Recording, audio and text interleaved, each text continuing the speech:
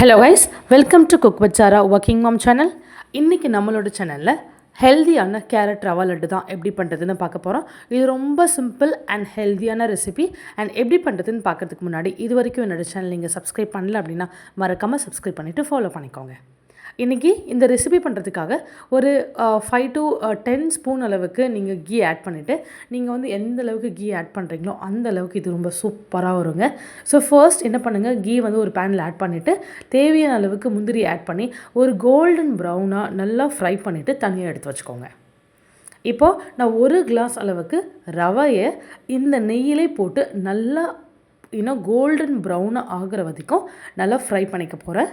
ஸ்டவ்வை மீடியம் ஃப்ளேமில் வச்சுட்டு நல்லா ஃப்ரை பண்ணிக்கோங்க. அப்போ தான் வந்து நல்லா அந்த ரவை வந்து நல்லா வெந்து வரும். ஸோ இதே மாதிரி கைவிடாமல் கொஞ்சம் கிண்டிக்கிட்டே இருங்க. நீங்கள் கைவிடாமல் கிண்டிக்கிட்டே இருந்தால் தான் கொஞ்சம் அடிப்பிடிக்காது, இல்லைனா அடிப்பிடிச்சிரும். கூட ஒரு கையிலேருந்து 2 கையளவுக்கு துருவின கேரட் எடுத்துகிட்டு ரவை வந்து நல்லா கோல்டன் ப்ரௌன் ஆக வந்த உடனே இந்த கேரட்டையும் ஆட் பண்ணிவிட்டு மறுபடியும் ஒரு 2 to 3 மினிட்ஸ்க்கு ஸ்டவ்வை மீடியம் ஃப்ளேமில் வச்சுட்டு நீங்கள் குக் பண்ணிக்கணும். ஸோ இந்த ரெசிபி நீங்கள் பண்ணும்போது கண்டிப்பாக ஸ்டவ் வந்து மீடியம் ஃப்ளேமில் தான் இருக்கணும். அப்படி இல்லை அப்படின்னா ரவா இந்த நீங்கள் வெஜிடபிள்ஸ் நீங்கள் ஆட் பண்ணும்போது ஆட்டோமேட்டிக்காக என்ன ஆகும், அடிப்பிடிச்சிடும்.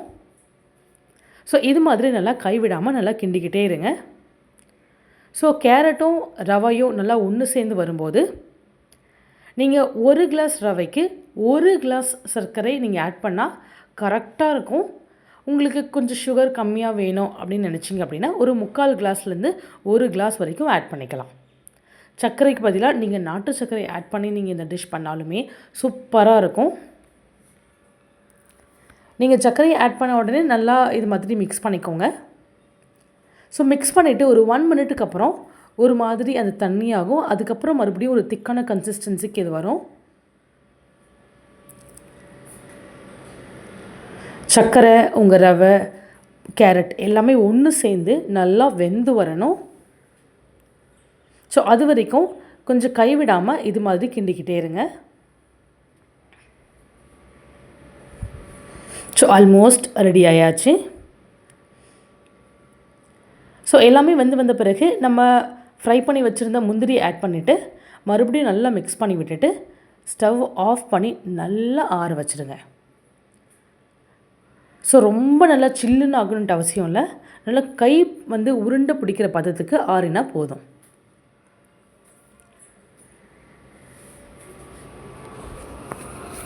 ஸோ இது மாதிரி நல்லா மிக்ஸ் பண்ணி விட்டுட்டு ஆற வச்சு எடுத்துக்கோங்க.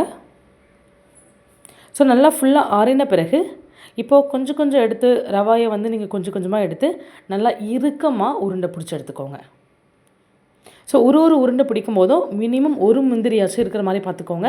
அப்போ தான் வந்து உங்களுக்கு அந்த சாப்பிடும்போது அந்த முந்திரி டேஸ்ட், அந்த கீயோட டேஸ்ட் எல்லாம் வந்து ரொம்பவே நல்லாயிருக்கும். சூப்பரான ஒரு டேஸ்ட்டில் உங்களுக்கு கிடைக்கும். ஸோ லட்டு பிடிக்கும்போது நல்லா கொஞ்சம் இறுகி பிடிச்சிக்கோங்க.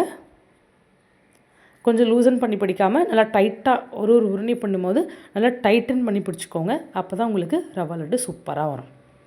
இதே மாதிரி நீங்களும் ஒன்ஸ் ட்ரை பண்ணி பார்த்துட்டு எப்படி இருக்குன்னு மறக்காமல் சொல்லுங்கள். அண்ட் இந்த வீடியோ உங்களுக்கு பிடிச்சிருந்தது அப்படின்னா like, share and comment and subscribe. Thank you.